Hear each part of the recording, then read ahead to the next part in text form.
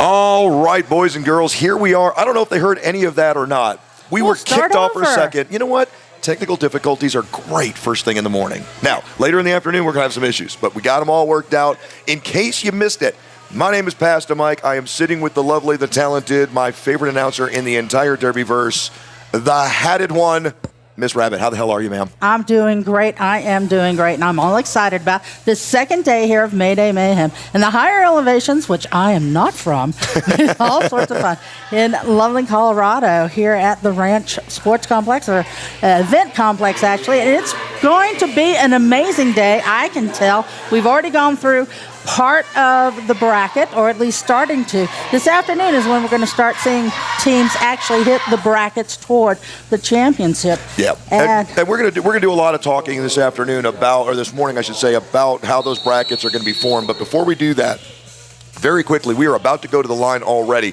So let's go ahead and find out who's who in the zoo and see if we can't figure out who's skating for who. First up, we've got the Junction City Roller Dolls, the train wrecks from Ogden, Utah.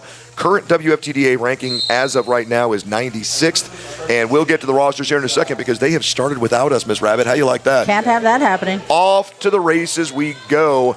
You know, and one thing we should tell our listeners from around the Derbyverse, it is very, very difficult in this position to catch the jammer names and numbers on the line because we're kind of on the back end of things away from where we can see that. So if we struggle a little bit with our with calling the jammer names, you'll understand why, or any names for that matter, in this arena. It's just a little bit difficult. But as we take a quick look, it would appear that Pickle for Junction City has jumped out in front, taken the lead jammer status, and after a quick run back to the pack is going to call that one off. A 0-0 run as both jammers were pretty much in position to do nothing to one another. We have Junction City Roller Dolls out of Ogden, Utah, the train wrecks. They're in the black jerseys. And we have Pueblo Derby Dolls. That's for the Jailhouse Jawbreakers in the yellow jerseys from Pueblo, Colorado. There you go. Quick rundown of the rosters while we can. Junction City brings number 0, Tic Tac Flow. Number 13, Melanie Pfister. 1986, Cherry Von Sin. 23, Vulgar Vixen. Number 3, Slayer Cake. 310, Malibu Harpy. 32, Inga Management. 329, Rolex. 49, Canadian Bacon. 603, Lady Shatterly. 715, Bar Scar Sally. Number 777, Colonel Skirts, and number 821, Pickle. They are without Les Zeppelin, Mayhem Miller, Josie Consakaho, Beatrix, and Violence Vixen in today's action. So that's where we stand. That is the Junction City side of things. And where we are on the track right now is we've got ourselves a couple of penalties quickly assigned to Pueblo. There is a jammer penalty. There is a blocker penalty. So we are on the power jam. We've got ourselves a lead jammer. That's going to be number 310, Malibu Harpy, out and about, already back to the front of the pack, and she's facing that 3-wall up front, and they've just absolutely locked her down, pushing her to the outside, trying to force her out of play. But either way, she ain't moving, Miss Rabbit. Billy Foul Play, number 1936 from Pueblo, is now out of that penalty box, engaging the back of the pack, hitting that 4-wall and trying to get through. Yeah, we got another track cut penalty being called right here. We'll see who it's going to go against. That's going to go against a black jersey, so I can tell you right off the bat that it's going to be, well, it's Junction City. Can't catch a name right now or a number. It looks like Malibu. Well, it can't be Malibu Harpy. That doesn't make any sense at all. It is indeed. It is Malibu Harpy. Again, there you go. So we've got another power jam going on right now. Sure didn't think it was her as she came off. It looked like it was going to go against one of the blockers, but yeah, indeed. Malibu Harpy sits down, and we're going to go the full 2 minutes on this one. Billy Foul Play out, through, and ready for her first scoring pass, so she's quickly coming back. Turn number 3 right now. The whole action stops on turn number 4. 2-wall to beat now, and they force her out of play on the inside. We'll get a no-pack call, and the jam comes to its natural 2-minute conclusion, a 3-3 score, and that's where we sit, my dear. Let me introduce you to the Pueblo Derby Devils. Jailhouse Jawbreakers in the yellow jerseys. Number 133, Alla in your bits. 1623, Jamie Fox you up. 1936, Billy Foul Play. 314, Havoc her way. 365, Joan Kusmak. Number 5, Strawberry Sour. Number 50, Pleasurable Pain. 667, Ringo Scar. 69, Harley Innocent. Number 75, Nitrogen. 8409 Big Kapowski, I-25 Mother Trucker, and T21 Frigidaire. Off to the races, it's Lady Shatterly strapping on the star panty for Junction City. Her counterpart on the other side of the equation, Frigidaire. She's looking for some room, but she's got a big 2-wall, 3-wall, 4-wall now in the back, and that front yellow line disintegrates at that point. We've got a 5-point pass. 5 high for Lady Shatterly. Frigidaire looking for some room, looking for some opportunity. She's not going to get it. Very, very difficult to make progress on the track, Miss Rabbit, when you're on your back. Turtle action is not going to get you where you need to go. So finally, Frigidaire able to get back up, but that hit may have taken something out of her. She got up a little bit slower than I would have thought. We'll have to take a look at that and make sure that there's no injury issue moving forward. So once again, that big black wall in the back of the pack has locked down tight. 5 more points in the air. Lady Shatterly doing what she does. Frigidaire not happy about it. She's just getting bumped around, pushed around, and manhandled up there in that in the back of the pack. Again, 4 strong, and she is absolutely not excited about coming back in and facing them again. Standing straight up, hands on hips, and we are in jam number 2. That does not bode well. She's going to have to shake that off, because I'll tell you right now, this is a jammer that can score points in bunches, but she's going to have to get herself right, because right now she's frustrated. Out and through finally. There she goes, and now the crossover begins, but again, well, take that back. Still just not a whole lot of energy right there from Frigidaire, so she's not real happy with the situation, Miss Rabbit.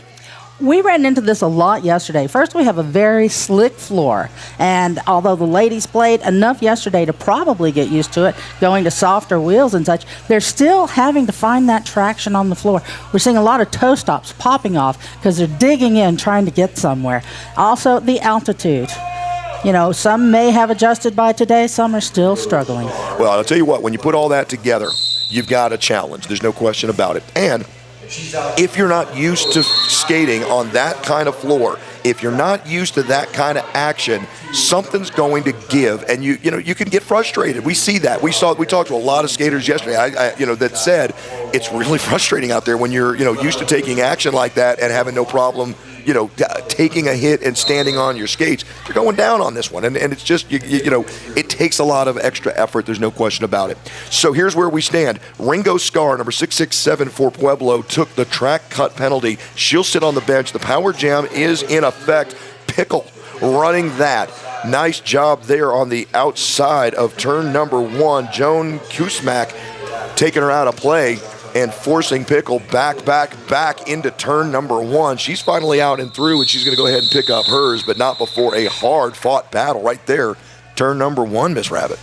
They are really playing a hard defensive game, and we saw that a lot yesterday as well. Serious defense. All of the jammers are having to fight their way through dense packs, through solid walls, and I think it's great to see. Now, a lot of times in the second half, that defense kind of slows down a bit. We'll see what happens today. It's a little early in this game to call it one way or the other, but they are forming strong walls. And as you can see, that Junction City, just that dark wall of blockers, stopping the action head on. Yeah, no doubt about it. We are back to live action on the track here in Colorado's. And number 3110, Malibu Harpy, out quickly. Again, we've seen this. Oh, look at this. Nice job up on the toe stops and gone. Ringo Scar on the outside line. Just ran right through a huge wall. No issue whatsoever there. In the meantime, a penalty being picked up by Strawberry Sour. She'll take a seat. 4 points put on the board by Junction City. Nothing doing on the other side of the equation. Quick look at the scoreboard right now. And man, oh man, how on earth did that happen? We went from a 0-0 affair to a 35-3 Junction City lead with 22 minutes to play.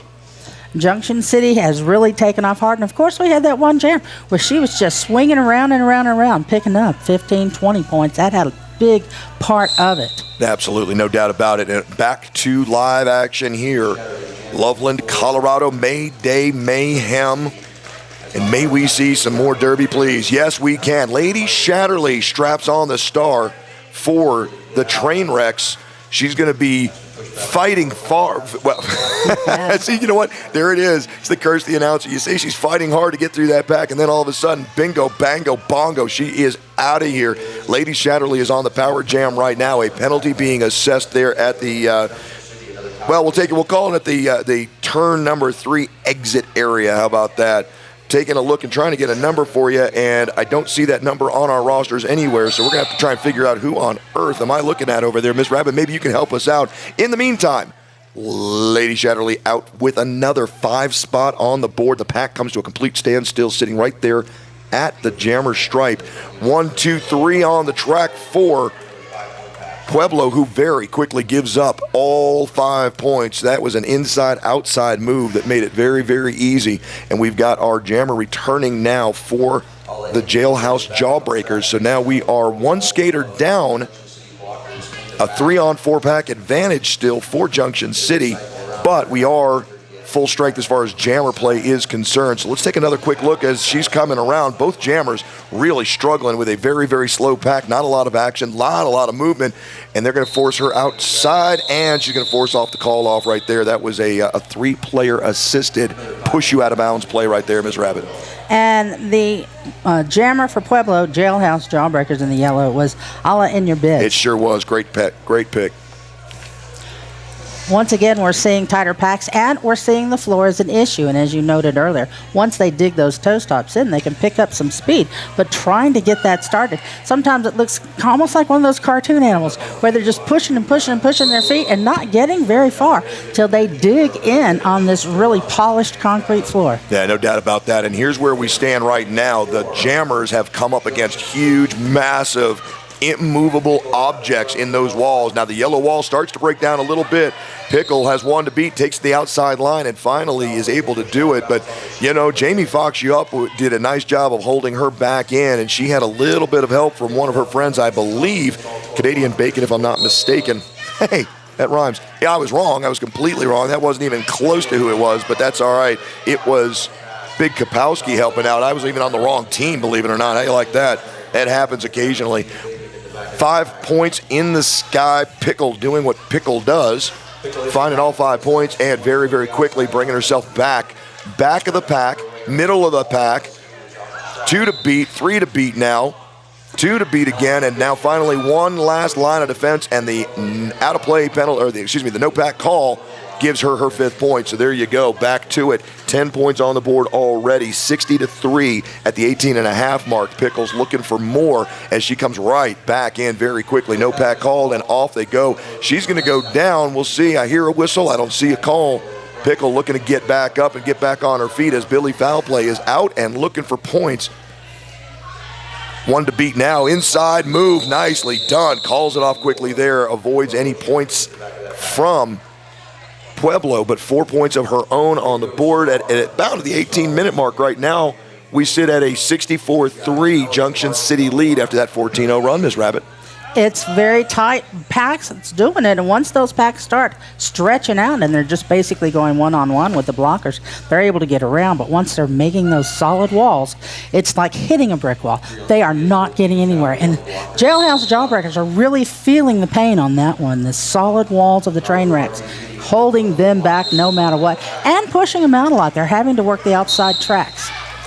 We have number 310, and that's Malibu Harpy, is your lead jammer right now for the train wreck. She got out ahead. Yeah, Ringo Scar, her opposite. She'll give chase, and she's got a little bit more than half a lap to make up right now as very, very quickly Malibu Harpy makes quick work of that yellow line and calls it off right there. So that's a 4-0 run, extending the lead. And, you know, you mentioned it earlier, Ms. Rabbit, it's been pack play. And every single bout that I've watched, every single game that I've seen since I've gotten here, it's really been about pack play. And, we've got great jammers, there's no question about it, but the team that's able to stay on their feet and block is winning, and they're winning decisively. Well, and Lady Shatterly, she really put it on. 38 points of that 68 belonged to her. Wow. Tough to beat. Very, very tough to beat if you cannot hold them back. And again, slowing the opposing jammer down is going to be the big one today. Looks like we got Alla Inyabits.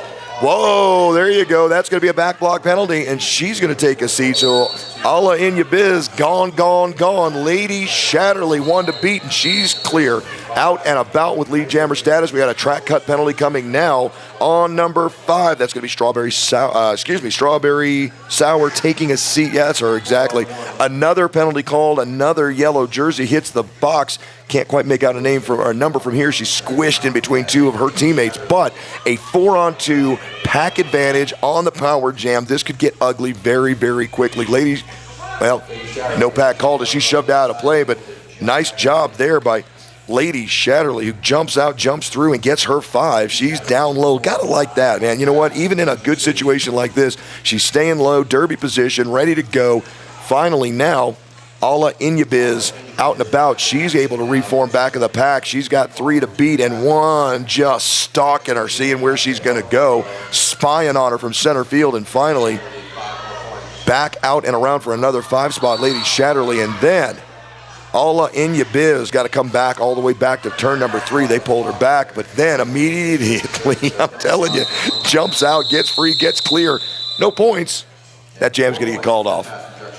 Lady Shatterly adding quite a bit more. She's adding 14 more points to the board on that one. Should have been 19. I thought she got around 3 times in that, but it looks like one of them wasn't while she was in the power. So it's 14 more points on the board there for Lady Shatterly. As we continue with the Mayday Mayhem, first bout of Saturday morning here with the Pueblo Derby Devil Dolls, Jailhouse Jawbreakers, and the yellow jerseys and the black jerseys. That's the train wrecks from Junction City and Ogden, Utah. Yeah, I think we're going to get that.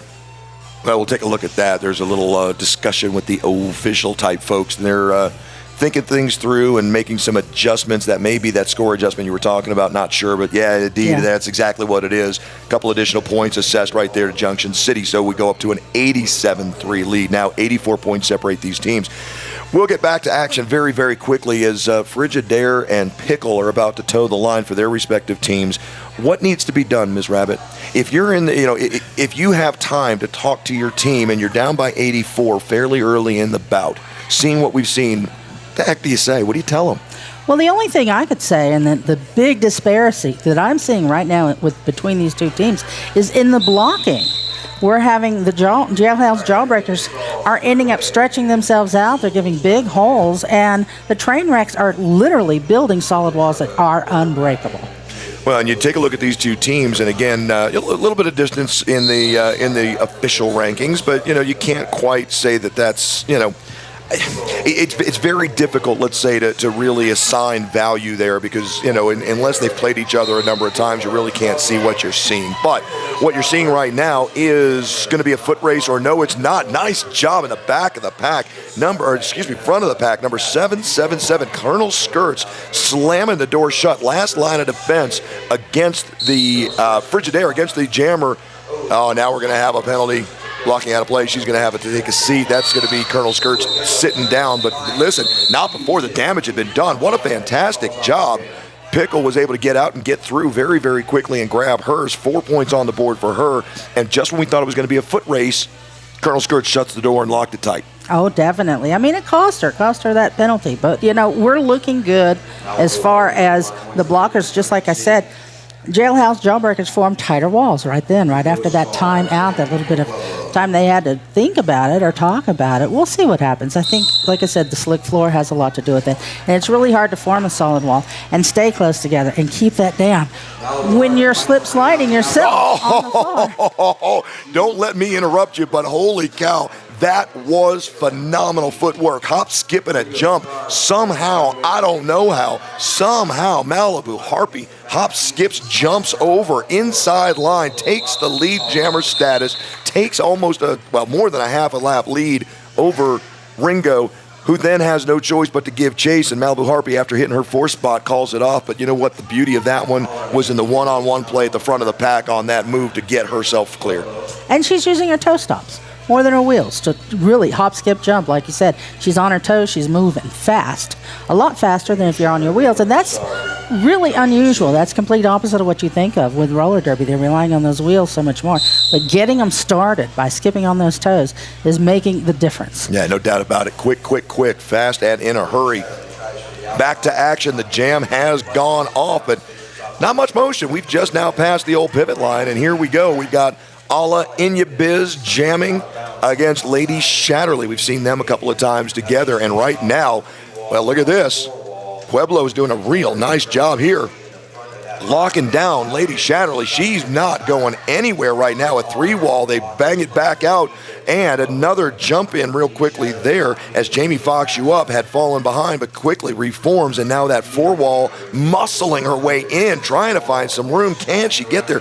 I don't know, but I can tell you Canadian Bacon just left her position in the front to come back and try and help her jammer through. Nicely done, but absolutely ineffective so far. They've got a bridge, so she has to pull herself back, and now we've got a lead jammer wearing a yellow jersey, the Jailhouse Jawbreakers, and Alla Biz in control, but well, let's see. No, it's not at all. I'm sorry. I thought that was going to be a track cut call, which didn't make any sense because couldn't see a track cut at all, but it's going to be a forearm call coming now against Lady Shatterly.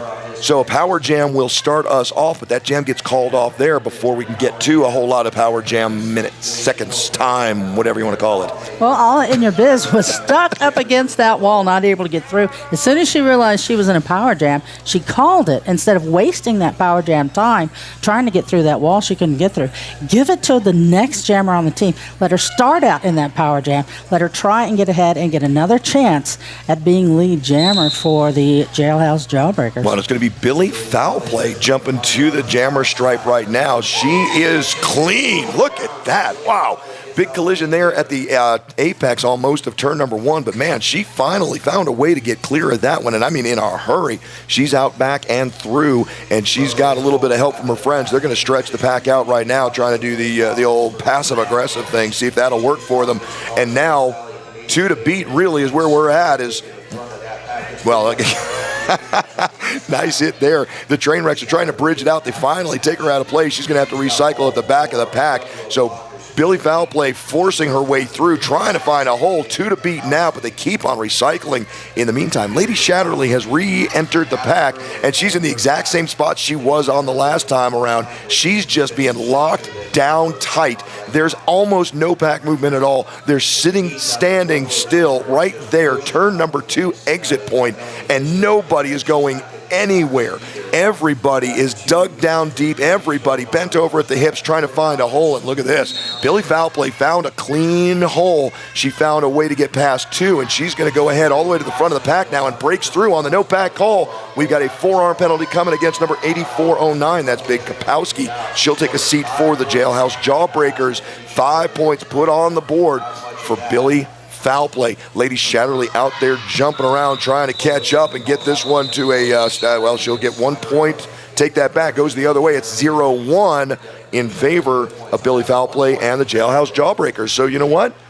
Maybe, just maybe, they've started to solve the puzzle. There we go. We're looking at those solid walls, as you said. For a minute there, it looked like the pack was one giant amoeba trying to wiggle its way around because they were so dense and the walls were so tight. I was really surprised they met side by side on the track because there's not a lot of room on the track. You had 8 women across the track. You know, you don't often get to hear roller derby compared to paramecium. That's good stuff. You know, it happens. It happens. I do like it. Back to it with Frigidaire on one side, Pickle on the other. Off to the races goes Pickle. A collision in the back of the pack kind of slows things down for Frigidaire. Now she's looking for a hole, looking for a space, looking for anything she can squeeze through, but that black wall has kind of locked the door tightly. They recycle all the way back up to the front as she looked like she might be able to find her way on the inside-outside move. Nothing doing there, but Pickle takes one look, squeezes through it. There we go. Tic-tac-flow, the last line of defense. Frigidaire says, I don't think so. I got you beat. And she gets up on the toe stops and jogs her way through. So 5 points for Pickle, who's quickly back to the pack, and another 5 spot. Wow, that was quick. She got 5. And before I can announce it, she had 5 more. In the meantime, Frigidaire not able to get back into scoring position. So as we sit, 91 points separate these teams. Junction City has passed the century mark, 104-13, with how much time to go? 8 minutes.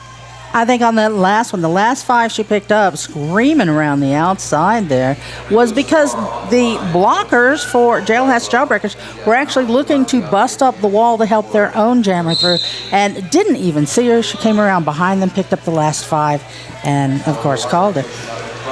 Quick move, inside, outside line, and one to beat, and that's what she does. Malibu Harpy and Ringo Scar, your jammers of record. Lead jammer status over to the black team. That's Malibu Harpy skating around with control. Still nothing yet, and there you go. As soon as you see, still nothing yet. There you go. From Ringo Scar. She's out and through, and cleanly so. We get a call off there, but not before 4 points go back up on the board for Junction City, extending their lead out by 4. It's not very often during this game so far that Junction City's gotten ahead, got their forward, and quit because the Jailhouse Jawbreakers were through. That hasn't happened that often. Usually the very, very strong defense of the Trainwrecks have held them back. And if you look at, you say, okay, well, there were some power jams, and that made a difference. It did. Junction City picked up 38 points out of 5 power jams. But Pueblo has had 4 power jams of their own. They just weren't able to take advantage of it as well, as because they only put 7 on the board during their power jams. I love working with you. You know, I just love working with you. You know, color is never a problem when you're working with Miss Rabbit, because Miss Rabbit and Jack have handled the stats. I mean, they just know everything that's happening as it's happening. Speaking of what's happening, Alla in your biz, strapping on the star penny. Lady Shatterly, her counterpart. We've got ourselves a lead jammer. It's going to be Lady Shatterly. Oh, big hit there. Nicely done. There's going to be a penalty on the direction of gameplay. Can't hit in that direction, but man, oh man, what a slam against Alla in your biz. She'll take a seat now. That was going to go against number 329. That, my friends, is Rolex. Haven't called her number yet, but that was a slobber knocker right there of a hit. And this jam's going to get called off. Another point going on the board, that time for Junction City. Nothing doing for Pueblo. But, you know, you make a good point. When you start watching what's going on out here, you just got to wonder, you know, we can talk slick track, we can talk soft wheels, we can talk about all of that. But at the same time, both of these teams are here. They're both playing on the same track. They're both facing the altitude. They're both, you know, at some point, the quick call-offs you got to think are strategic in the fact that this is a long tournament with a lot of games. And, you know, you're up by a, 96-point lead. Do you really need to go get that extra 4, or do you call off the jam and let the 30 seconds tick away? Yeah, definitely. We're back to action again. Billy Foul Play battling her way around, and Pickle, of course, picking up lead one more time. She's been lead 6 out of 6 times, 100%. Pickle hits that line, and she's taking it because she burst through the pack so quickly. Well, and she's just nimble. Look at that. I mean, she just, she picked up the skates and ran through an inside hole that, first of all, I got to be honest with you, I don't know if I even saw the hole. And now, oh, look at this, a track cut penalty coming in. Billy Foul Play, who just looks mad, frustrated. Not mad's the wrong word, just frustrated. And it's been all the way through. So we'll see how this thing turns out. But one to beat, a little inside move. And Jamie Foxup is not able to hold her back. So Pickle is salty. She's in, she's out, she's through. Another inside jump over the apex almost, and 5 points in the air for Pickle. You'd like to call it an apex jump. She really didn't have to go too far because that inside line was fairly open. She did leave the air, leave her skates just a little bit, but came in clean and all good there. Another 5-point pass on the outside, turn number 4. And now back to it with Billy Foul Play. She's back in and eligible to do what she's supposed to do for her team. She gets through on that initial pass. No points going to be scored, though, because that jam gets called off almost immediately after that. And we are at Mayday Mayhem in Loveland, Colorado. Well, this is the largest sanction bout in Colorado. And it's Sanction tournament. The sanction tournament. Yeah. Sorry, yeah, sanction yeah. tournament. Sorry. And it's fantastic. We have 3 countries represented. And if you're just joining us, this is Jailhouse Jawbreakers from Pueblo Derby Devil Dolls in the yellow, Trainwrecks from Junction City Roller Dolls in the black. I'm Ms. Rabbit and pass it to Mike doing the amazing play-by-play. I don't know about that. I'm worn out. I got to be honest with you. I was at Beach Brawl last weekend. I was down at Southern Discomfort in Columbia, South Carolina the weekend before that. And The voice is absolute toast. Throat coat be damned, honey be damned. None of it's working. But I'll tell you what is working right now is Malibu Harpy. She's doing work, boys and girls. She's out and about. She's your lead jammer, and still another big black wall in the front. Colonel Skirts leading the charge. She gets some help from Inga Management. And now it's a one-to-beat situation. Frigidaire, no choice. They got to let her go at that point. Colonel Skirts did a fantastic one-on-one job, as she's done several times already today in the front of that pack, playing the sniper position and just locking down in the one-on-one battle with the jammers. But you're seeing better walls built by the Jailhouse Jawbreakers. That yellow wall in the back is doing a better job. She held them down to just picking up 1 point this time, as opposed to the 4 they're used to jumping through. I'm seeing much denser blocking on both sides, of course. But the Jailhouse Jawbreakers didn't pick that up till about the 3rd or 4th jam. That has a lot to do with how much further ahead that Junction City got right away. Yeah, absolutely, no doubt, man. You got it on point, Ms. Rabbit, as always, my dear. Ringo Scar, Lady Shatterly, your jammers. Little collision there coming out of turn number 1. Big push up front. Nice job there. Thought she might be able to get her way clear. She's got 1 to beat, but now she's got herself a forearm penalty. Holy cow. Man, when it rains, it pours. Ringo Scar is going to take a seat. She's got the forearm penalty, and the power jam now flips the other direction, and we've got a direction of gameplay penalty being called again here now. I believe, I could be wrong, we'll see if it comes out. I believe that's going to be Mother Trucka sitting down. It is indeed, and so now a 3-on-4 pack advantage and the power jam, and Lady Shatterly is in charge. She's in control. She's been doing it, man. She's been scoring some points. I want to say that looks like, is that 58 on the board right now for Lady Shatterly in this bout, and she's going to add to that. She's got all of them right there. That's a 5 spot, so add them up. Holy cow. 63 points for Lady Shatterly all by herself in a 135-point effort. So, I mean, when you've got half your team's points, you're doing what you're supposed to do. Track cut penalty there as she tried to call it off. So they are going to give her the call off, but a track cut penalty. So the jam will end, but not before Lady Shatterly commits the boo-boo. She's going to head to the penalty box. She's not at all happy about it. Look at the head. And we're got immediately going into an official review here with the train wrecks. Of course, I'm sure wanting to know how she can call it off. They stop the jam, and she goes to the penalty box when she's lead jammer. That's just not possible. It's either the jam continues or she didn't get that penalty. Yeah, absolutely. I think it's going to be one of those, human error kind of things, because here's the deal. If you're calling the penalty, but you've already blown the whistle, I mean, you got 2 jams seeing 2 different things, and one's calling the jam off and one's calling the penalty, and, next thing you know, old Jed's a millionaire. So you're in you got a kerfuffle going on right now. So they'll hammer things out. I can tell you what's going to happen. They're not going to restart the jam. No, that can't happen. So was it a penalty? Was it not a penalty? That's really the only discussion right now. It was a penalty. She's going to sit. So we can play armchair quarterback all we want, and the only thing that matters is what black and white says after this little zebra huddle. But yes, I think you and I can probably call this one from our vantage point up here. Yes, indeed. I mean, what are they going to do? It's already stopped. You can't put the same skaters on the floor. You don't know where they were standing. You just can't restart that. But at the same time, I guess the question is, was the penalty before or after she called off that jam? We're going to find this out eventually. And until we do, we want to remind you we are at Mayday Mayhem. The Pastor Mike here doing an amazing job, even though he doesn't think he is. Oh, come on. Love working with you. It's always a pleasure. Hey, by the way, speaking of always a pleasure, we want to thank the folks that make it a pleasure to watch roller derby online. This is pretty cool stuff. We've got a couple of sponsors we want to talk to you about, starting with the Sticker Giant. Sticker Giant is the custom sticker experts, official sticker company of ColoradoSports.TV. Check them out, www.stickergiant.com. If you'll use the code Roller Derby, that's 2 words. Well, I guess it's not really when you think about it, but use the code Roller Derby at checkout, and you're going to get 10% off your order. Miss Rabbit, what on earth were they? What they come up with? Exactly what we thought it was. We had the train wrecks trying to say that was not a penalty, and of course the penalty stands. There you go. Back to action. This one's going to be a power start. It is a full pack power start. Lady Shatterly sits. Alla Inya Biz rolls. A 3-wall turns into a 2-wall. 1 now to beat, and guess who? Yeah. Colonel Skirts one-on-one at the front of the pack and doing a fantastic job, just taking time out. And that's the key. You know, at that point when you're defending the power jam and you can one-on-one keep that bridge alive and still one-on-one, chest-to-chest, face-to-face, lock the opposing jammer in place and let time tick away, you've done your job. Now, quickly out and about, almost simultaneously, really, Alla Inyabiz grabbed her 5 points as Lady Chatterley climbed back into the seat.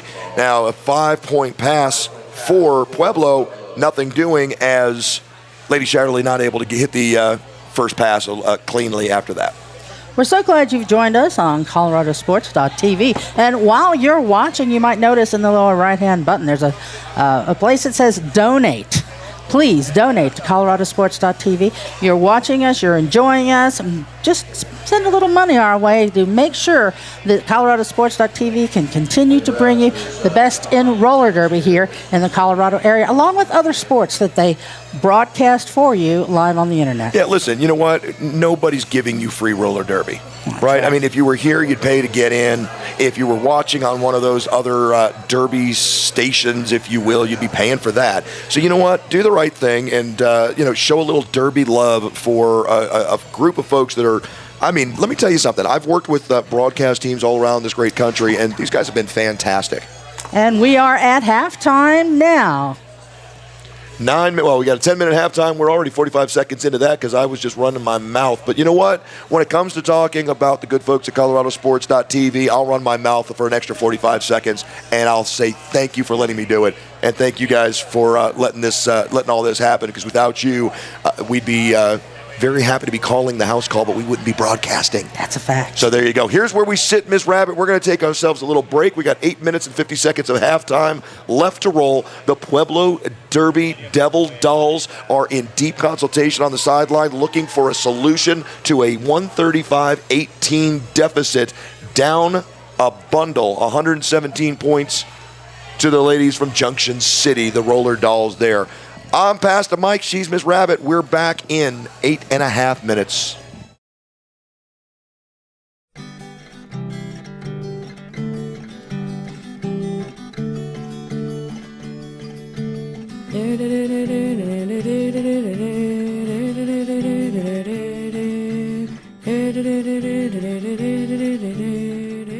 A Sticker Giant helps people make great stickers. I'm John Fisher, and I started the company.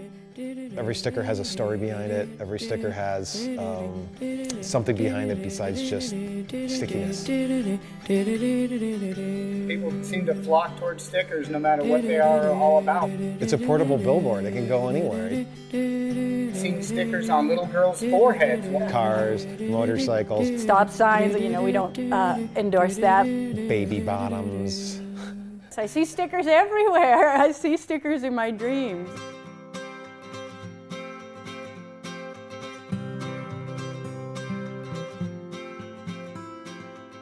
We're a small little group of people, and we all kind of have the same vision for success. Every person is quality minded, top to bottom. We're about getting the job done right.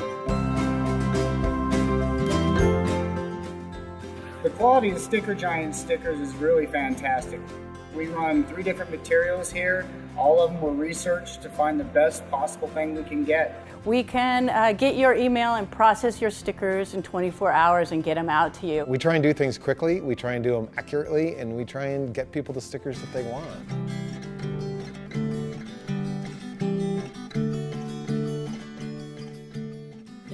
People ask me what I do, and I go, we make stickers all day. There's this company in rural Boulder County, and all they do is make stickers and labels. What makes Sticker Giant a great sticker? What the customer wants, because we can print any kind of sticker. Every day there's a sticker to where I see it, and I just want to know the story behind it. I want to know the company. I want to talk to the owner. We take people's passions, things that they're really fired up about. We make it over and over and over so those people can tell their story to the world.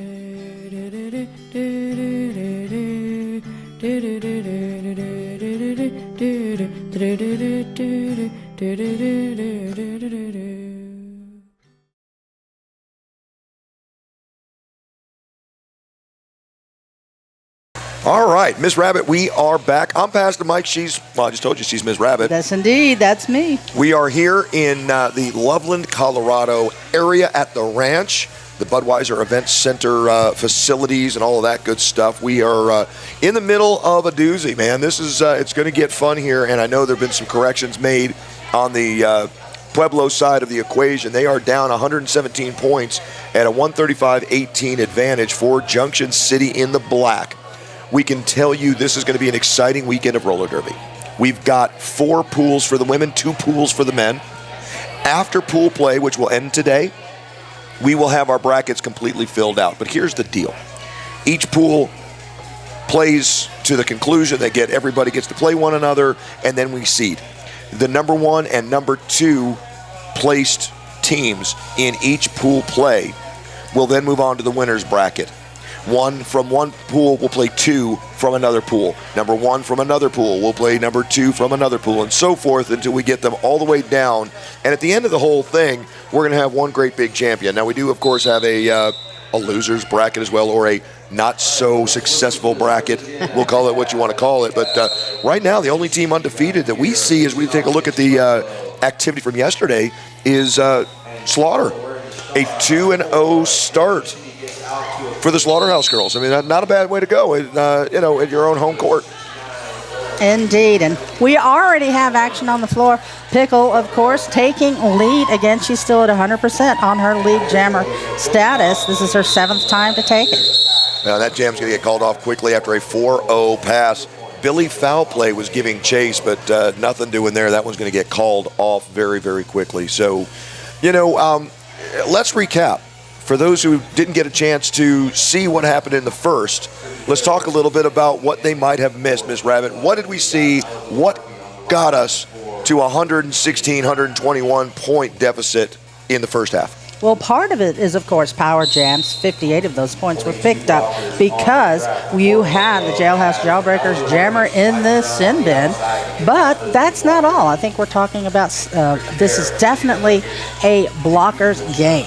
We're looking at defensive play on both sides, making the difference. If Junction City's jammer can pop right through there and Pueblo can't get an inch from that wall, then you're going to have a big difference in the scores. Yeah, no question about it. Great recap, and thank you for that.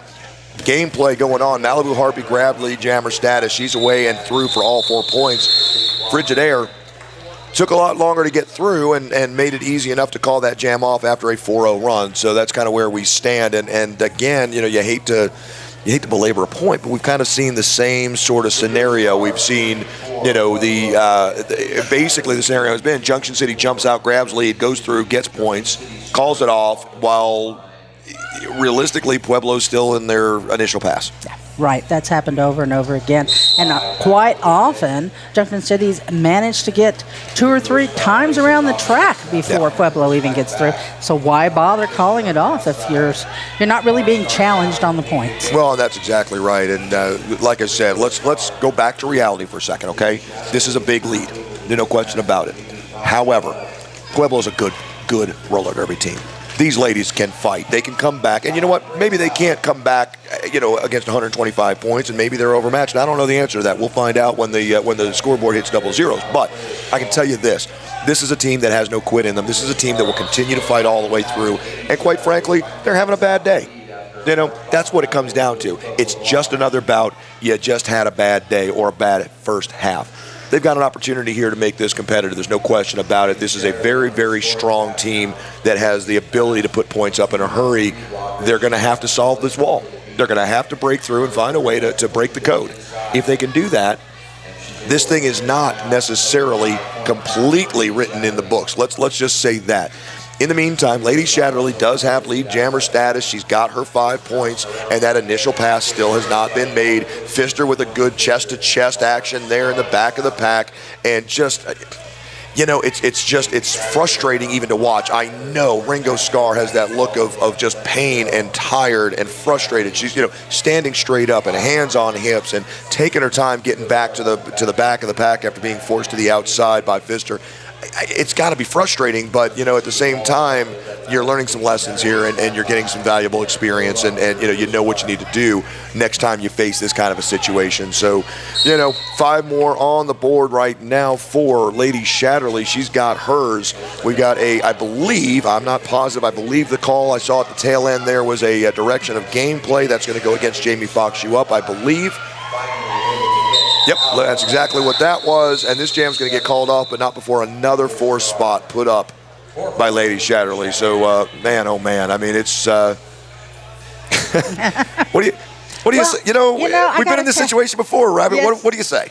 I've got to tell you, though, Pueblo has participated in every Mayday Mayhem. They were one of the original teams for this tournament, and that says a lot. They keep coming back every year for an invitational tournament.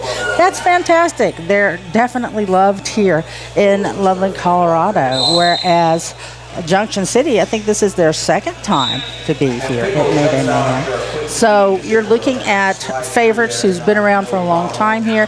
I don't know if they're evenly matched or not. I don't know what the deal is on that, but I do know that they have smiles on their faces and they are enjoying themselves because it's Derby. No matter what, it's Derby. That's right. Hey, listen, any day you get to strap on the skates and hit the track with your girls, that's a pretty damn good day as far as I'm concerned, and most other skaters would agree with you there. Here we go. Alla in ya biz out there with Pickle, who is your lead jammer. A penalty being assessed now. That's going to be a back block penalty going on. Good Lord. Alla in ya biz. It's a great name. I don't know why I can't spit it out for some reason. It's tongue-tying me every time. Pickle out with the lead. She's back to the pack. We got another 5-point grand salami. As they say it in Fort Lauderdale, slather some mustard on it. It's the grand salami. There we go. And, we've got a 3-jammer rotation with Junction City. And, by the way, if you just tuned in, Junction City in the black jerseys from Ogden, Utah, they're the train wrecks. And in the yellow jerseys, Jailhouse Jailbreakers from Pueblo, Colorado. Well, and you know what? Let's take a look at that for a second because, that's something kind of interesting. When you look at the jammer play, and I'm just taking a quick look at the stats that, by the way, Jack. I know he can't hear us. I get that. But man, oh man, if you know Jack, you better thank that cat because he makes roller derby beautiful. He puts stats together and allows us to talk in a way that makes us actually sound like we know what the hell we're talking about, when frankly, half the time we'd be at an absolute loss. So right now, Malibu Harvey jumps out to a lead. We'll get back to the action on the track, but Jack has put together a stat pack for us that's just blowing my mind right now. Nice job there, last line of defense. Alla in ya biz, back on the track and able to do what she does, but not for very long, a 4-0 run. But what I was going to say is, when you take a look at these jammer stats, let's take a look at the Junction City Roller Dolls on the jam. Pickle, 100% lead jammer status. Out of 8 jams, she's been lead 8 times. Malibu Harpy has gone to the line 8 times. She's had lead jammer status 8 times, 100% of the time. Lady Shatterly has gone 9 times and only gotten lead 6 for a 67% lead jammer percentage. That's ridiculous. Now, she may be the low man on the totem pole when it comes to percentages, but she's got the points. 82 points from Lady Shatterly in a 185-point bout so far for them. And again, we are only 22 minutes, well, there's 22 and a half minutes to go in this one. So that's just kind of a quick shout out to Jack. Thank you for the stats, but man, oh man, that's telling, isn't it? He is my statistically silent partner, and he does a fantastic job. His roller stats program makes the difference for me, anyway. Yeah, no, listen, it makes the difference for anybody who ever gets a chance to work with it. So if you don't know Jack, well, you don't know Jack. 5 high, another natural, or I won't say natural. There are 2 yellow jerseys in the box and a third one coming. We've got ourselves another power jam, I believe, a track cut penalty coming there against Billy Foul Play. So she is, guilty of active foul play. Yeah, foul play. Shame. Everybody knows your name. Track cuts can happen. It's just, especially when you're playing really, really close to the line, which they're having to do. Well, sure. Because those walls are forcing them. They're forcing them to the outside more often than anything else. And the slick floor, they're hitting the deck. And, of course, It's awful tight along that line. The rope makes a little bit of a difference on them, but not as much as you would think. It's really easy to pop right over it. Well, you want to talk about a little insult to injury there. Lady Shatterly is going to call that jam off before completing her scoring pass, but you got to wonder why she did it. And as you take a quick look over at the penalty box, I think you know why she did it. Oh, yes, indeed. She did it because Billy Foulplay had stood up. Yep, and when she stands up, she's only got about 10 seconds before she's going to pop back on that floor. We're going to see what happens as this next group comes up. They're up on the pivot line, something you don't see as often, but you're starting to see now more this season with the new rule set in play. Yeah, we'll see how it plays in. I mean, there's a lot to talk about, and you know, maybe that's not a bad conversation to have when we get a minute here about the 30-second penalties. Speaking of 30-second penalties, we've got one being assessed right now. That's going to go on Billy Foulplay. She got out of the box. Right back and in. right back in the box. So For the same reason too, that track cut. You bet. Another penalty being called. I didn't see the penalty on the other side of it, but it was going to go against, or is going to go against, Strawberry Sour. She'll take a seat. So a 4-on-3 pack advantage on the power jam now for a very successful pickle. That's doesn't sound right. That's one successful pickle right there. Let me tell you. She's doing what she does and doing it at a very, very high level. And she's going to go ahead and grind at the front right now. It's a 2 to beat. That one falls to 1, and wow. Really? Yeah, that was a little bit surprising for me. I didn't expect that. But, you know, that's what's going to happen sometimes when you're one-on-one in the front and you've got that ref staring right at you. No, Harley Innocent called for the penalty. Was it an out of play? I mean, is that really what the call was? I think so. Wow. Didn't even hear the out of play call, to be honest with you, and it sure seemed like they were bridging pretty successfully. Now, clearly, we're wrong. I mean, obviously, but you know, and we're in a bad position. So, I mean, I'm certainly not going to argue a call. But I got to tell you, from this vantage point, it was just it shocked me, honestly. I mean, usually, you know, when they make a call, we can say, yeah, well, of course. I mean, that makes sense. Just that one, I can't understand. But again, we've got a very, very bad vantage point here. Let's go ahead and be perfectly honest with that. It's tough to really know what happened, you know, halfway across the room. So I can tell you what is going on, just because it's a statistical thing. A 200-point lead now, 201 in fact now, as Junction City takes control once again, and Pickle did a nice job there. She's up to 95 points for her team. Make that 100 points with that last pass. I apologize. Another 5 spot put on the board. So that was a 25-point jam. Junction City just feeling it. And we have Pueblo taking a timeout, and that gives me an opportunity to mention a couple of things here. One of them is that donate button in the bottom right corner of your screen. This is a perfect time to hit that button, take out your credit card, toss some money to ColoradoSports.TV. Show the love, Derby family. Show the love. Without them, you wouldn't be hearing us. You wouldn't be seeing this right now. We also want to let you know that there are some custom sticker experts here, the official sticker company of ColoradoSports.TV. It's the Sticker Giant. Check them out at www.stickergiant.com and use the code RollerDerby at checkout to get that 10% off of your order. We've got another sponsor we should mention. We didn't get a chance to get to them earlier, so let's double up on them. Let's get RD Nation, a smarter way to Derby. That should say Derby, shouldn't it? It probably shouldn't say debris. I'm not sure. We'll figure that out. But listen, RD Nation bringing roller derby to the masses. They help leagues manage themselves better so they can skate more. And you know what? That's really what it's all about, isn't it? Download the free software, rdnation.com. Speaking of getting more time on the track, we've got more time on the track right now. We're back to gameplay. Frigidaire on the line, strapping the star on her helmet for Pueblo. Junction City sends Malibu Harpy and an 89% lead jammer status to the line, and a foot race ensues. We are oh, look at this. Yes, sir. Wow. Frigidaire able to get out first. She got lead jammer status again, forcing Malibu Harpy into the unusual role of trying to play catch-up, but in a flip-flop inverted situation. No choice there, but Frigidaire's got to call that jam off after grabbing lead. I believe that's Frigidaire. What'd I say? Frigidaire. She's not a refrigerator, huh? No. She is a roller derby. Did I really say Frigidaire? Did Frigidaire. Well, of course it's Frigidaire. Of course it. You know, You've been on the road a lot. We understand. Pastor Mike. I'm going to take a little nap. In the meantime, Ringo is out in front. Lead jammer status twice in a row. That's 2 jams in a row. I'd have to go to Jack and ask the question, but I think that might be one of the first times, if not the first time, we've seen back-to-back lead jammer status assigned to Pueblo. Ringo Scar and Bar Scar Sally. Wow, there you go. First jam as as a jammer for her. So there's a little bit of an anomaly there as well. I think we're going to see a little bit more of that while they have such a 205 points ahead.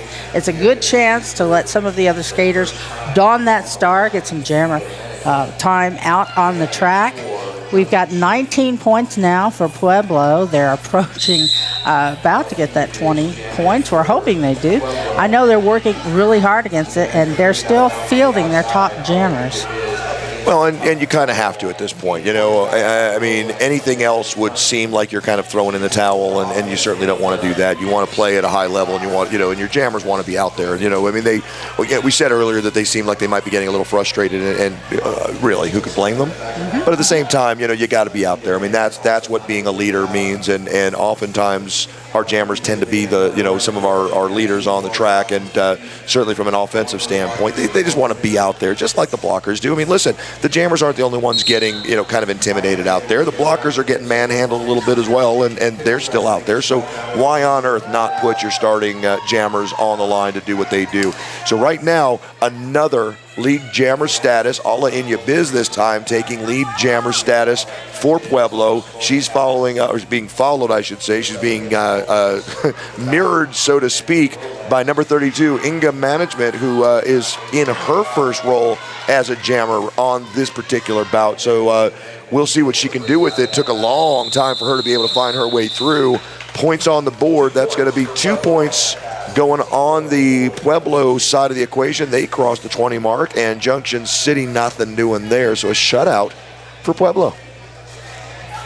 We're moving along smoothly here at Mayday Mayhem. We're looking at a 203 points behind with Pueblo, but they're putting their all into it every jam you get out there. And of course, they say you can do anything for 2 minutes. Most cases, it's even less. And as these ladies round around that track, we're seeing Junction City with such a big lead, putting in people that aren't normally jammers for their group. And right now, we have a new jammer on the floor for Pueblo. Well, not for very long. She was out there for a second, only for a moment. Oh, I take that back. I lied. A penalty being assessed that time. I thought it was going against the jammer. It's not. It's going against Colonel Skirts. We have a lead jammer. That's going to be Bar Scar Sally strapping it on for her team. Big collision there at the end of that one. That's going to get called off. I believe we're going to have a 0-0 score on that particular pass. We've got a back block penalty coming. Jamie Fox, you up, will take the seat. She'll be wearing the star in the sin bin right now, and it looks like we've got a whole lot of action going on over there. Look at that. We've got not just our jammer, we've got another blocker over there as well. That's going to go a 2-on, well, let's take that back.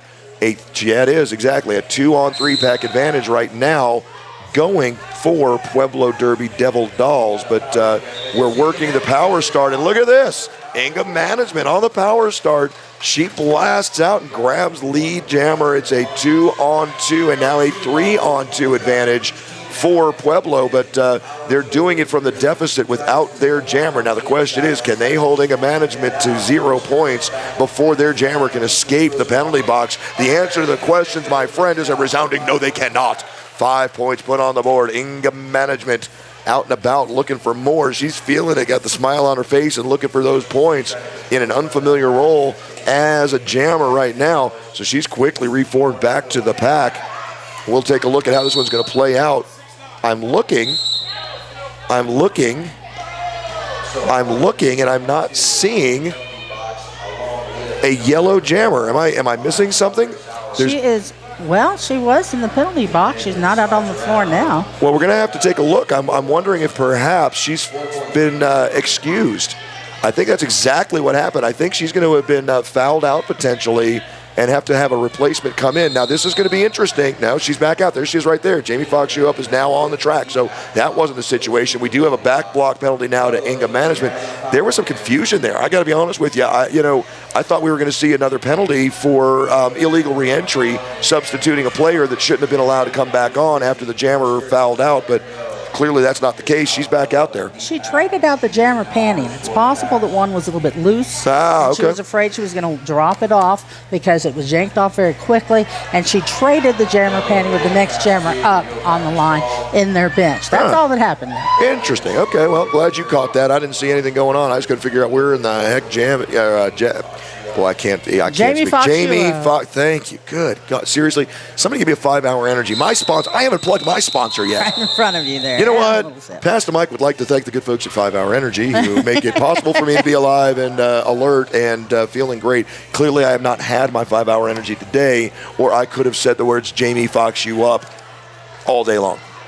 We want to welcome you here to Mayday Mayhem, and all competitors and spectators were welcome to Loveland, Colorado at the Ranch Events Complex. The Ranch is Northern Colorado's premier events complex, hosting events of all sizes, from corporate meetings to regional trade shows and premier livestock events. Check out treventscomplex.com for a complete list of upcoming events. I can tell you today there is also a race going on. There's a marathon that's happening over by the 4-H building. We had to drive right through all those racers to get here. People warming up, getting ready to run out there, and it's for orphans, a run for orphans. You know, great cause, and I'm all for that, right? I mean, I'm all for raising money for orphans, but I just have to ask a real serious, legitimate question. Why on earth would anybody run anywhere? I mean, if you really need to get somewhere fast, strap on some roller skates and get out there and do it. But I mean, why?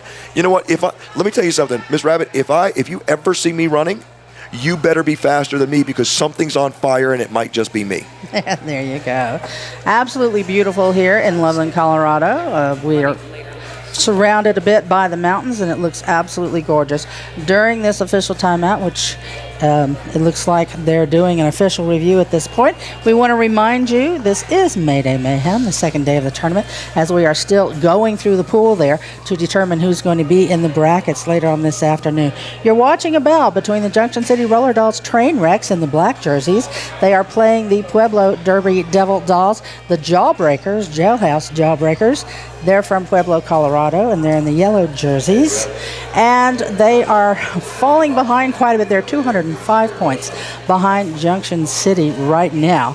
In the first half of the game, we had 18 points picked up by Pueblo and 135 points put on the board by Junction City. In the second half, with about 12 minutes still to go, Pueblo Derby Devil Dolls have put 11 points on the board so far, and Junction City has put 19 points. And it looks like they're going to score pretty close to what they did in each half. If we look at the scoring kind of lining up the way it was before, we had twice as many power jams for Junction City, so it's looking like, Pueblo's having a hard time keeping those stars on the floor. Well, and we were going to talk about this earlier. We didn't get a chance, and it looks like we're going to now. There's a different game being played today than there was prior to April 1. I understand why the WFTDA made some of the rule changes they made. I get it. I know what they're trying to accomplish. The one penalty change, or the one change to the gameplay that's really affected, in my opinion, a lot of gameplay around the country is the concept of going to a 30-second penalty. And here's the reality. When you commit a penalty, and I've told look, I'm not a derby girl. I'm not a derby guy. I don't skate, right? That's why I stay up here comfortably, away from all of that, because, I'm fat and I'm old and I'm lazy and I don't want to. But here's the thing. I've talked to a lot of skaters who tell me that, when you commit a penalty, most likely is when you're tired, when you're gassed, when you're winded a little bit. You're not thinking as much and you're trying a little bit harder than you might otherwise because you got to catch up. So you commit the penalty. All right, fine. So you go and you take a seat and you think, I got 60 seconds to recoup. I'm going to be able to take some time. I'm going to be able to get off my feet for a minute and clear my head and get back out there and do the thing. Now all of a sudden we cut that in half. The girls are getting less recovery time, which means they're back on the track less rested than they were, which means they're back in the same situation they were, but now frustrated by the fact that they had to go sit and put their team down a skater for 30 seconds, so they're going to push even harder. More penalties, potentially more foul outs.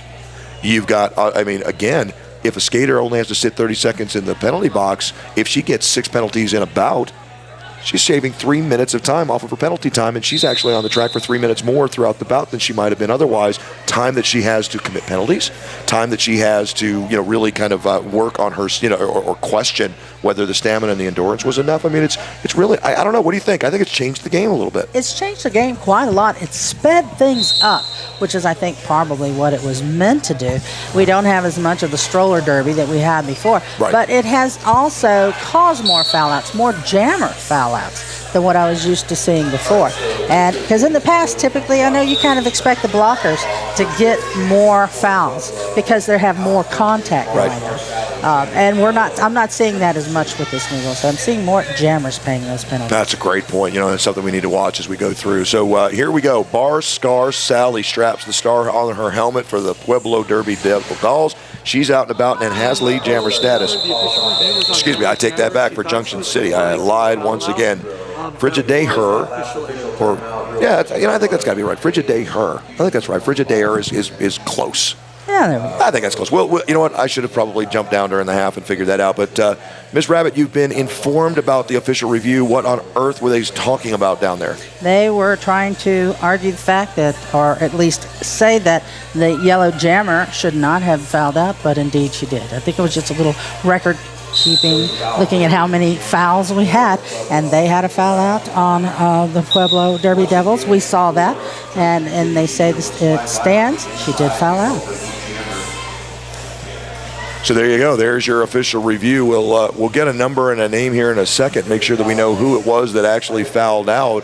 It would be interesting if it was Jamie Foxx you up, because that's kind of what I thought was going on in the first place, and now all of a sudden we've got a foul out that I got to be honest with you, I never saw it coming one way or the other, because I thought that they had waved that one off and allowed her back out on the track. So, well, we'll figure it all out. In the meantime, we got Pickle out in front. She's got all 5. Okay, I take that back. There's Billy Foul Play. I was going to say there's Jamie Foxx up, and that's not her at all. That was Billy Foul Play jamming for Pueblo. Damage done. Jam called off. A 7-0 run for Junction City. 10 minutes exactly to play. That's all we've got. This one will be decided in 10 minutes' time. What can we say on this one? I think the girls are playing hard to the bitter end. I think the people that are picking up the most speed are, again, look at those feet, look for those toe stops. They're skipping, running, hitting those toes more than just speeding up on their skates. Right. That's what you're seeing. And you'll see a slow pull away from the pack like we just saw. Slow pull away, trying to get some grip with the skates. Bar Scar Sally, 3 of 4 in lead jammer status. This is her 4th jam and her 3rd lead jammer status. She's going up against Ala Inyabiz. That jam's going to get called off after a 2-0 run on behalf of Junction City and Bar Scar Sally. And, you sit here and you think about it. All right, so they ran their 3-jammer rotation, and they ran the score up by over 200 points. And now all of a sudden you're starting to see some new jammers coming on, really for both teams, but more importantly, for Junction City. And, while we'd love to say that it's a sportsmanship thing, let's be honest. We are in the first game of the second day of a massive 3-day tournament. There's a very good chance that they're saving some of their folks, trying to get everybody a breather and make sure that they're fresh for tournament play once the pool play ends and we go to brackets. Yes, indeed. And let's see. I think they won their bout yesterday. We need to look at this piece of paper we have to keep up with that. Yes, they did. They were 1-0 yesterday. And Pueblo down 0-1 in the tournament already. Well, of course, that's after playing Norway. So, that's kind of understandable at that point. So a lot of competition, some great teams here in Colorado. Back to action on the track, a 5 spot for Malibu Harpy. She's going up against I'll say a new jammer. It's the first time she's been out on the track as a jammer for Pueblo, and that's going to be Big Kapowski, 84.09. 5 more points put on the board. This one is getting nuts. Malibu Harpy, 9 of 10 in lead jammer role. She's got 38 points on the board already and going to look for some more. 2 penalties simultaneously called. both against Junction City. A 4-on-2 pack advantage as we start the next jam. That one's going to get called off after a 4-0 run. Malibu Harpy doing the job. If you look at some of the top scores during this bout, of course, a lot of points on the board for Junction City. Pickle has picked up 107 points just during this game. She's making a case for herself. There's no doubt about it. I mean, she has absolutely been a star out there today. But let's take a look at Lady Shatterly. She's got 96 herself. I mean, 11 points separating the two. We'll see how it ends. Oh, look at this. A star pass. Star pass in effect. Off to the races. It looks like Ringo Scar on one side. Pickle has claimed the star. She'll go through and no damage done. Nothing. A 0-0 pass that time around. Scores remain the same. And interesting. Kind of wonder what happened there. Well, we were talking about Pueblo getting the lead on that one. Ringo Scar got the lead. Their Junction City's jammer kind of stuck in the back, passed it on. She got through, and that kind of forced the Jailhouse Jawbreakers to go ahead and call that bout before they could get any points out of it. Yeah, and I get that. My only question is, if you're really trying to save, some of your jammers for later in the tournament, if you're trying to save a Pickle, you wrap it in cellophane. You don't put a star helmet on her and let her go to town. You know what I'm saying? Back to on the track action. A lead jammer for Ala Inyabiz. This is her 11th jam, 4th as lead jammer. She's a 36% lead jammer percentage, and that jam's going to get called off. She's going to pick up 2 points, nothing doing for Lady Shatterly, who was not able to get back through the pack and engage before that jam got called off. Where do we sit on the time slot? 5 minutes, 30 seconds about, and this will be over. Both teams still giving it their all toward the end of this game, and that's the lovely part of Derby. I've seen that over and over and over again. The score doesn't matter. The next jam does. Well, that's all that matters, absolutely. You know what? And I've learned something in all the years I've been calling roller derby, and it holds true today. It's just another bout. You can't take one and hold on to it forever. You just got to play it. You play it to the end, and then you let it go, and you go play the next one. It's the only way it works. I mean, if you hold on to them, you get scars, and, that's not good for you. Off and running this time around, Malibu Harpy, lead jammer status for Junction City. Frigidaire. I don't know why I'm struggling. What is wrong with me, Rabbit? What in the world is wrong with me? I know how to pronounce the woman's name. I just am not doing it. I know how to do it. Early in the day. I don't care. I demand perfection from myself. Let the congregation say amen. All right, here we go. Let's try this one more time. No pack movement whatsoever. They are bridged out all the way from the beginning of turn number 3 all the way past the jammer line. I don't even know how you could bridge that far. That was nuts. 5 points on the board. Frigidaire, 5 points on that pass. She is in a power jam, trying to get as most points as she can. Malibu Harpy now back on the floor and racing around the track to see if she can get back in. But, of course, now it's just going to be around the track and around the track because we will not have a lead jammer. Wow. Yeah, we got a track cut penalty now. Frigidaire is unhappy. Can we just leave it there? She is unhappy.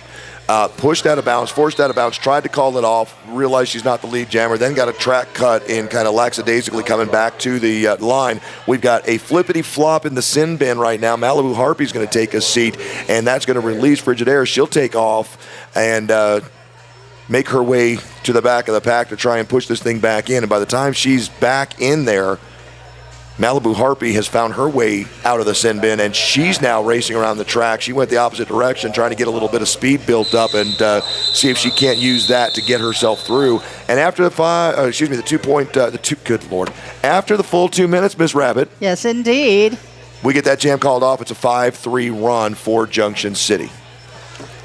That was a tough one. Both jammers spending a little bit of time in the sin bin, of course, and we were already near the end of that when that happened. Now we've got no question about it. Yeah, and so at the end of it all, Okay, so fingers. I like that. I got to be honest. I'm going to stop what I was saying and say something else. I like what the jam refs are doing. I mean, they're flashing the numbers of the next jammer up because they realize that over here it's a little difficult to catch the jammers coming out. Now, what they don't know perhaps is that we've got the man in black. We got Mr. Jack, your statistically silent partner, back there calling out the shots for us and letting us know who's on the line before even the jam refs call it out. So Ringo Scar, Bar Scar Sally. It's a Scar Fest. Yes, Scar v. Scar, and Ringo Scar comes out ahead at first as your lead jammer, while Bar Scar has made her initial pass, is going to be getting in her scoring run as well. I'm going to change my name to Pass Scar Mike for this jam. How you like that? I am Pass Scar Mike now, and you are Scar Rabbit. Scar Rabbit. There you go. Yes. It's a bunch of Scar. Somebody call a plastic surgeon. We got scars everywhere. Ringo is going to go ahead and finish that one off. Not before 2 points can be slapped up on the board for Bar Scar Sally, but a 4-2 run in favor of the ladies in yellow. And a triumphant skate back to her team, and then timeout for Pueblo. Quick peek, 1:25 is where the clock stops. So 1:25 to go. We got time for another couple jams. We got a 43-266 bout after a 4-2 advantage for Pueblo on that one. Hey, I know we mentioned it earlier. I know we mentioned it more than once, but I want to do it one more time because I think it's important. In the Derby community, we like to call ourselves family. We like to call ourselves, part of one big community, and Derby love for one and all of that. And we're all about inclusion. We're all about empowerment and all of those things.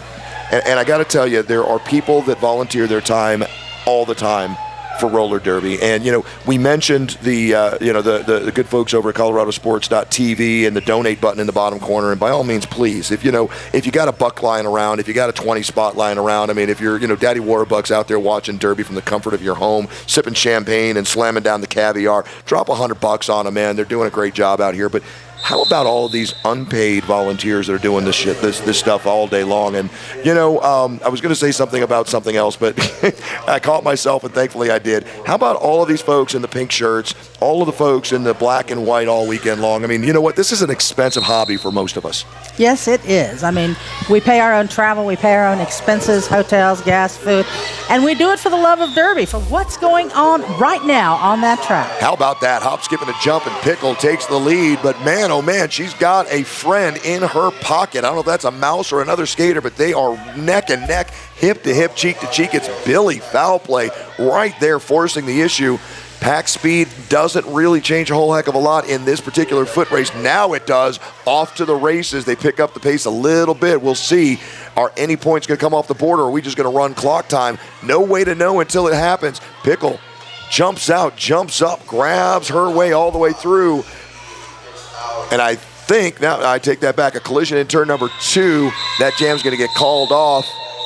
Billy Foul Play was kind of locked in behind. She did get 2 on that pass, but could not get past the 2. So back to what I was saying, right? All these volunteers, all doing what they do. Guys, listen, I can tell you there are some broke volunteers out there that are doing stuff. I mean, seriously, think about your own home leagues, right? There are some people that are struggling to make ends meet, and they're still there at your derby tournaments and at your home bouts, and they're still doing the thing, because they love it. I say all that to just ask you to do me a favor. When you get back to your home leagues, if you know someone's struggling, pass a cup around, man. Do something to help these folks out, because you know what? They're showing themselves for you. They're doing it for the love of the sport, but they represent your league. And you know what? Help them out. Give them a couple bucks to help them travel to a tournament, or to make sure that they can cover the rent and feed the kidlets, because derby ain't cheap, baby. There we go. You said it. Holla in your biz. Lead jammer for the very last jam of this game. One would think we are at a 0-0-0 on the big board. So game time has expired. 4 points on the board this time around for, look at this, Colonel Skirts taking her first crack at the Jammer Star. She's out and about. Alla Inyabiz, though, is in control with the lead jammer status. Nice job there. Jamie Fox, you up with a force out of play in turn number 1 and a 2-wall to beat. Finally able to get through. Colonel Skirts has her way through with 5 points on the board, but This one's going all the way, one would think, as Ala Inya Biz is in control but has not called this jam off. She's going to let it go and go and go until she gets hers, which she's done. There's 4 points. 1, 2, 3, and 4. But this jam's going to go all the way, it would appear, because even though she's got lead jammer status and the clock has expired and Colonel Skirts has another 4 on the board, no indication whatsoever that Ala Inya Biz has any intention of ending this one before the full 2 minutes has expired. 24 seconds on the jam clock right now. Oh, nice job. Up on 1 foot. Little pirouette almost. Not a pirouette. What do you call that when you go up on 1 foot and balance like that? And she's feeling it from her teammates. What a big smile. Gotta love that. Great big smile at the end there. Ala Inya Biz hearing it from her teammates. And look at this. Pueblo, the team is on their feet. They're cheering their skaters on. They're proud as hell of their girls for fighting the way they have all the way through, and they should be, because they've done a great job here to close this one out. A 1-0 final pass in favor of Junction City, and an unofficial final 53-84 and 14-8 jam. Miss Rabbit, wrap us up, baby. Well, I think we pretty much know how this is going to wrap up as far as who's the winner, but I got to give it to Ala Inya Biz. Just the sportsmanship at the very end, giving a spectacular way out there for the last of the Pueblo Jailhouse Jawbreakers. We're looking at some very serious scoring with Pickle from Junction, the top scorer with 111 points. Right behind her, of course, Lady Chatelaine with 96. Top score for Pueblo is Ala Inya Biz. She picked up 13 for her team, part of that 53 points that rounded out their team. Ms. Rabbit, as always, a pleasure working with you. You know, anytime you're in the Greenville, South Carolina area and you want to come sit in and work with me, I would be more than thrilled to have you, as always, my dear. Love you, love your work. Well, thank you, Pastor Mike. It's always a treat working with you. And, of course, we have met up in Marietta, Georgia. We might meet up somewhere else again. Of course, my home team, Chattanooga Roller Girls. Hey, listen, we met up in Asheville. Yes, we did. D1 tournament last year. We met up there and got to call a little bit. And matter of fact, if I'm not mistaken, that's where we met, I think. Indeed it was. So maybe we'll do a little reunion there. We'll see what happens in the D1s later on down the road. I believe, I could be wrong. I believe we've got an interview to handle. We indeed do. We have an interview right here, and I want to say hello and thanks for coming over. Malibu Harpy, you had an amazing game. Thank you. You know that in your stats, you picked up quite a bit there. You had 46 points, and a lot of them actually were made more in the first half than the second half. How did you feel about that coming into the second half of this game? Well, the second half of the game, our mindset was to really prepare for the rest of the tournament. We felt confident in our lead, so that's why we started to throw a little bit more blockers out there to give them a chance to jam and to save the jammers' legs. So I'm fine with it. This is your second time at Mayday Mayhem. Are you enjoying this tournament? Yes, it's one of our favorite tournaments. We make it a point to keep it in our schedule for every year. It's one of the best tournaments that we've attended, the way that it's ran, and just the tracks are immaculate, and the officials have all been really great. So how do you think you're going to come out on this? We're polling for first. We're defending our second place title, and we always go up. So we have high hopes for the tournament. What did you do to prepare, especially for this tournament?